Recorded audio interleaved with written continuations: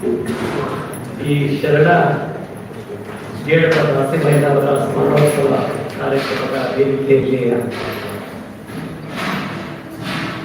ದಿವ್ಯ ಸಾನ್ನಿಧ್ಯ ವಹಿಸಿದ ಪರಮ ಪೂಜ್ಯರ ಪಾದಗಳಿಗೆ ನಮಸ್ಕರಿಸುತ್ತಾ, ವೇದಿಕೆ ಮೇಲೆ ಆಸೀನರಾಗಿರ್ತಕ್ಕಂಥ ಶರಣ ಕೆ.ಟಿ. ರಾಮಚಂದ್ರಪ್ಪನವರೇ, ಶರಣ ಬಸವರಾಜ ನಾಯಕರೇ, ಅಶೋಕ್ ಪಾಟೀಲ್, ಜಯಪ್ಪನವರೇ ಹಾಗೂ ಈ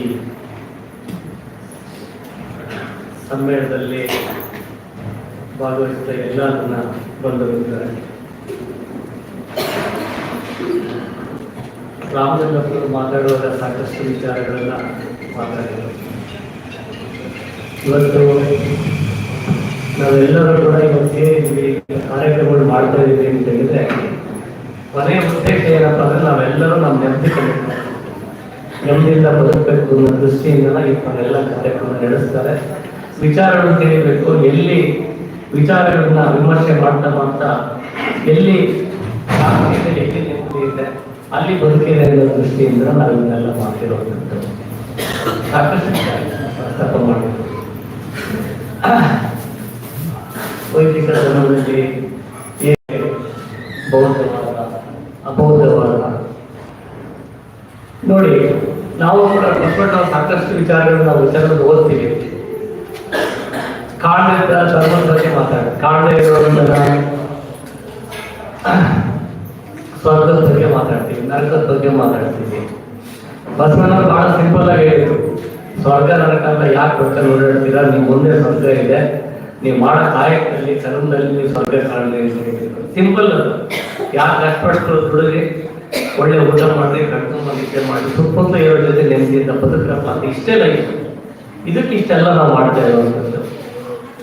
ಇವತ್ತು ನೋಡಿ, ಎಲ್ಲರೂ ಕೂಡ ನಾವು ನೆಮ್ಮದಿ ಎಲ್ಲಿದೆ ಅನ್ನೋದನ್ನ ಅರ್ಥ ಮಾಡ್ಕೊಳ್ಳೋಕ್ಕಾಗ್ತಿಲ್ಲ. ಬಹಳ ಜನ ನಾವು ಒಳ್ಳೆ ಕಾರಣಗಳೊಳಗೆ ನೆಮ್ಮದಿ ಇದೆ ಅಂತಂತೀವಿ, ತುಂಬಾ ಒಳ್ಳೆ ಐಷಾರಾಮಿ ಜೀವನ, ಐಷಾರಾಮಿ ಮನೆ ಕಟ್ಕೊಂಡು ಬರ್ತಿದೆ, ಇದ್ರಲ್ಲಿ ನೆಮ್ಮದಿ ಇದೆ ಅಂತ ಕಾಣುವಂಥದ್ದು. ನಿಜವಾಗ್ಲೂ ನೆಮ್ಮದಿ ಇದೆಯಾ? ಅಲ್ಲಿ ನೆಮ್ಮದಿ ಇರುವಂಥದ್ದು ನಾವು ನಮ್ಮ ಬದುಕನ್ನು ಅರ್ಥ ಮಾಡ್ಕೊಂಡಾಗ ಎಲ್ಲರಿಗಿಂತ ಹೆಚ್ಚಾಗಿ ನಮ್ಮ ಏನು ಮನೆ ದಿನಗಳಿದ್ದಾವೆ ಸಾವು ಅಂತ ಅದನ್ನು ಯಾವ ನಾವು ಸರಿಯಾಗಿ ಅರ್ಥ ಮಾಡ್ಕೊಳ್ತೀವೋ ಮನುಷ್ಯ ಸಾಧ್ಯ ಆಗುತ್ತೆ ಅಂತೇಳಿ ನಾನು ಭಾವಿಸ್ತಾ ಇದ್ದೀನಿ. ಎಲ್ಲರೂ ನಶಿಬಾರ, ಎಲ್ಲರೂ ಒಂದೇ ಹೋಗೋರೆ, ಅದ್ರ ಬಗ್ಗೆ ನಾವು ಅರ್ಥೈಸ್ಬೇಕು, ಅದನ್ನು ಅರ್ಥ ಮಾಡ್ಕೋಬೇಕು. ನಮ್ಮ ಸಾವು ಯಾವ ಸರಿಯಾಗಿ ಅರ್ಥ ಮಾಡ್ಕೊಳ್ಳೋಕೆ ಶುರು ಮಾಡ್ತೀವೋ ಆವಾಗ ಎಲ್ಲರೂ ಕೂಡ ನೆಮ್ಮದಿಯಿಂದ ಪ್ರೀತಿಯಿಂದ ಬದುಕಕ್ಕೆ ಸಾಧ್ಯ ಆಗುತ್ತೆ. ನಾವೆಲ್ಲ ಸಂಪರ್ಕ ಶ್ರೇಣಿಗಳೇ ಹೋಗ್ತಾ ಇದ್ದೀವಿ. 12ನೇ ಶತಮಾನದಲ್ಲಿ ಏನು ಶರಣೆ ಆಯುಧಕ್ಕೆ ಲಕ್ಕಮ್ಮ ಅಂತೇಳಿ ಇವತ್ತು ಯಾವುದೋ ಪೇಪರ್ ನೋಡ್ತಾ ಇದ್ದೆ. ಅವತ್ತಿನ ಅರ್ಥಶಾಸ್ತ್ರ ನಾವು ಶ್ರೀಮಂತರು ಹೇಗೆ ಆಗ್ಬೇಕು ಅಂತ ಬಡವರು ಯಾಕೆ ಆಗ್ಲಿ ಅಂತೇಳಿ ಬರೆದಿದ್ದೇವೆ. ನೋಡಿದೆ ನಾವು ಜೀವನ ಸರಿಯಾಗಿ ಅರ್ಥ ಮಾಡ್ಕೊಂಡಿಲ್ಲ, ನಾವು ನೋಡೋ ದೃಷ್ಟಿಕೋನ ಸರಿಯಾಗಿಲ್ಲ. ಸಂಪತ್ತು ಮಾತ್ರ ಏನು ಹಣ ಮಾತ್ರ ಸಂಪತ್ತು ಅಂತ ಹೇಳಿ ಹಣ ಸಂಪತ್ತು ಅನ್ನೋದ್ರಿಂದ ನಮ್ಮ ಜೀವನ ಇಷ್ಟ ಆಗ್ತಾ ಇರುವಂಥದ್ದು. ಹಾಗಾಗಿ ಅವ್ರು ಹೇಳ್ತಾರೆ, ಈ ಫಸ್ಟ್ ಜೀವನ ಅರ್ಥ ಮಾಡ್ಕೊಂಡ್ರಿ, ಒಳ್ಳೆಯ ಜೀವನ ಬದುಕಲು ಕಲ್ತ್ರಿ. ಅದು ಸಂಪತ್ತು ಹೊರತು ಹಣ ಸಂಪತ್ತಲ್ಲ. ನೆಮ್ಮದಿಯಿಂದ ಬದುಕಕ್ಕೆ ಏನ್ ಬೇಕೋ ಅದನ್ನ ಮಾತ್ರ ಜೀವನದಲ್ಲಿ ಅಳವಡಿಸ್ಕೊ ಹೋಗ್ರಿ. ಅಲ್ಟಿಮೇಟ್ಲಿ ಕೊನೆಗೆ ನಾವು ಕಷ್ಟಪಟ್ಟು ದುಡಿದ್ರಿ, ಒಳ್ಳೆಯ ಜೀವನ ಮಾಡಿದ್ರಿ, ದುಡಿಯೋದ್ರಲ್ಲಿ ಸ್ವಲ್ಪ ದಾನ ಮಾಡಿದೆ ಅಂತ ಹೇಳಿ ಸಣ್ಣ ಉಪಕಥೆ ನೋಡಿದೆ. ಒಂದು ಏನು ಕೋಳಿ ತಿಪ್ಪೆ ಕೆಲಸದಂತೆ ಆ ಮನುಷ್ಯ ನೋಡಿದಂತೆ, ನೋಡಿದ ಅಲ್ಲೊಂದು ಬಂಗಾರದ ಉಂಗ್ರ ಇರ್ತದೆ. ಉಂಗ್ರ ನೋಡಿದ್ರೆ ಕೋಳಿ ಪಡ್ಕಂತೆ, ಬಂಗಾರದ ಅಂತಂತೆ. ಆ ಕೋಳಿ ಹೇಳ್ತಂತ, ನಿನಿ ಬಂಗಾರ ಅಷ್ಟೇ ಹುಚ್ಚಗೆ, ನನಗೆ ಅದೇನು ಬಂಗಾರ ಅಲ್ಲ, ನನಗೆ ಆಹಾರಕ್ಕೆ ನನಗೆ ಜೋಳ ಸಿಗ್ತಾ ಇದೆ, ಇದು ಬಂಗಾರ ನನಗೆ ಅಂತಂತ ಹೇಳ್ತಂತೆ. ಅಂದ್ರೆ ಮನುಷ್ಯ ಮತ್ತೆ ಮುಂದೋದ್ರೆ ಯಾವತ್ತು ಯಾರಿವತ್ತು ಮನೆಯಲ್ಲಿ ಅಣ್ಣ ತಮ್ಮಂದಿರಿಗೆ, ಅಕ್ಕ ತಂಗಿಯರಿಗೆ ಹಿಂದೆ ರಾಜ ಕಾಲದಲ್ಲಿ ಎರಡು ಬಿದ್ದಿದ್ದಾವೋ ಅದಕ್ಕೋಸ್ಕರ ಈ ಬಂಗಾರಕ್ಕೆ ತರ ಇವತ್ತೆಲ್ಲ ಇಷ್ಟೆಲ್ಲ ನಡೀತಿರೋದು. ಇದು ನಿಜವಾದ ಬಂಗಾರ ಅಲ್ಲ, ನನಗೆ ಆಹಾರಕ್ಕೆ ಎಷ್ಟು ಬೇಕೋ ಅದು ಆಹಾರ ಸಿಕ್ಕಾಗುತ್ತೆ, ಆಹಾರಕ್ಕೋಸ್ಕರ ಹುಡುಕ್ತಾ ಇದ್ದೀನಿ, ನನಗೆ ಬೇಕಾಗಿರೋದು ಜೋಳದ ಕಾಳು. ಇದರಲ್ಲಿ ಏನೋ ಜೀವನ ಇದೆ ಅಂದ್ರೆ ಎಲ್ಲ ಕಡೆಗಳು ಎಷ್ಟು ಕೂಡ ನನಗೆ ಈ ಸಂಪಾದನಕ್ಕೆ ಎಂಡಿಲ್ಲ, ಎಷ್ಟಿದ್ರು ಬೇಕು ಅಂತೇಳಿ. ಬಟ್ ಕೊನೆಗೆ ಎಲ್ಲರೂ ಕೂಡ ಮಣ್ಣಲ್ಲಿ, ಬಂಗಾರ ಬಂದದ್ದು ಮಣ್ಣಿಂದಾನೆ, ಅಕ್ಕಿ ಬಂದಿದ್ದು ಮಣ್ಣಿಂದಾನೆ, ಜೋಳ ಬಂದಿದ್ದು ಕೂಡ ಮಣ್ಣಿಂದಾನೆ. ಸಂಪತ್ತು ಇವತ್ತು ಬಂಗಾರ, ಸಂಪತ್ತು ಇವತ್ತೇನು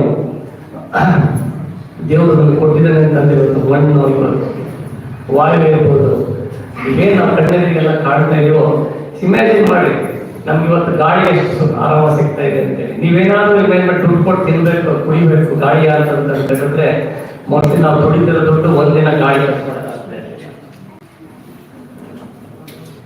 ಇದೆಲ್ಲ ಕೂಡ ನಾವು ದೈವ ಕೊಡಬೇಕು. ಇದನ್ನೆಲ್ಲ ಉಪಯೋಗಿಸ್ಕೊಂಡು ನಾವು ಜೀವನದಲ್ಲಿ ಒಳ್ಳೆ ರೀತಿ ಬದುಕಲು ಅಭ್ಯಾಸ ಮಾಡಿದ್ರೆ ನಾವು ನೆಮ್ಮದಿಯಾಗಿರ್ತೀವಿ, ಮತ್ತೆ ಇಡೀ ಸಮಾಜ ನೆಮ್ಮದಿಯಾಗಿರುತ್ತೆ. ಮನುಷ್ಯನ ತರ ನೋಡಿದ್ರೆ ದೈವ ಅಂತ ಹೇಳ್ತಾರೆ, ಮನುಷ್ಯನಲ್ಲಿ ಮಾನವತೆ ನೋಡಿದ್ರೆ ಧರ್ಮ ಅಂತಾರೆ.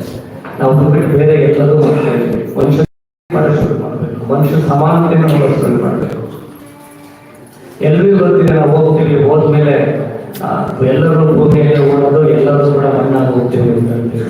ಬದುಕಿರೋವರೆಗೂ ಕೂಡ ನಾವು ಶ್ರೀಮಂತ, ನಾವು ಬಡವ, ಆ ಜಾತಿಯನ್ನು ಈ ಜಾತಿಯನ್ನು ಹೊಡೆದಾಡ್ತಿರ್ತೀವಿ. ಇದನ್ನ ಬಸವಣ್ಣ ಬರ್ತಿತ್ತು. ಅವತ್ತಿನ ಕಾಲದಲ್ಲಿ ಈ ಜಾತಿ ತಾರತಮ್ಯ ತುಂಬಾ ಜಾಸ್ತಿ ಇತ್ತು. ಎಲ್ಲರೂ ಸಮಾನರು, ಎಲ್ಲರೂ ಕೂಡ ಸಮಾನ ಬದುಕಿ ಮಾಡಬೇಕು ಅನ್ನೋ ದೃಷ್ಟಿಯಿಂದ ಅವರು ಬಂದು ಸಮಾಜ ಸೃಷ್ಟಿ ಮಾಡಬೇಕು ಅಂತ ಹೊರಟು. ಅದಕ್ಕೊಂದು ಲಿಂಗಾಯತ ಧರ್ಮ ಅಂತ ಹೆಸರಿಟ್ಬಿಟ್ಟು ಯಾರು ಅವರ ನಡವಳಿಕೆಯಲ್ಲಿ ಶ್ರೇಷ್ಠ ಆಗಿದ್ದಾರೋ ಅವರು ಲಿಂಗಾಯತರು ಅಂತೇಳಿ ಬಸವಣ್ಣವರು ಒಂದು ಹೊಸ ಧರ್ಮ ಸೃಷ್ಟಿ ಮಾಡಿದರು. ಅದನ್ನು ನಾವು ಏನ್ ಮಾಡ್ತಾ ಇದ್ದೀವಿ, ನಾವು ಕೂಡ ನಾವು ಶ್ರೇಷ್ಠರು ಅಂತ ಹೇಳ್ಬಿಟ್ಟು ಮತ್ತು ಕೂಡ ಮಾಡಬಾರ್ದೆಲ್ಲ ಮಾಡ್ಕೊಂತಾನ ಮತ್ತು ಕೆಳಮಟ್ಟದವ್ರನ್ನ ಅವರು ಶೋಷಿತರು ಅಂತ ಹೇಳ್ಬಿಟ್ಟು ಅವರು ಬೇರೆ ಮಾಡ್ತಾ ಇದ್ದೀವಿ. ಬೇಸಿಕಲಿ ನಾವು ಅದನ್ನೇ ಅರ್ಥ ಮಾಡ್ಕೊಂಡಿದ್ರು, ನಾವೆಲ್ಲಿಂದ ಬಂದ್ವಿ, ನಮ್ಮ ಹುಟ್ಟು ಎಲ್ಲಿಂದ ಅಂತ ಹೇಳಿ. ಅಲ್ಲಿ ಭಕ್ತ ಯಾರು ಸ್ವಲ್ಪ ಮನೆ ಚೆನ್ನಾಗಾಯ್ತು, ಶ್ರೀಮಂತಿಕೆ ಜಾಸ್ತಿ ಆಯ್ತು ಕೂಡ ಅವರು ಕೇಳೋಕೆ ಶುರು ಮಾಡ್ತೀವಿ.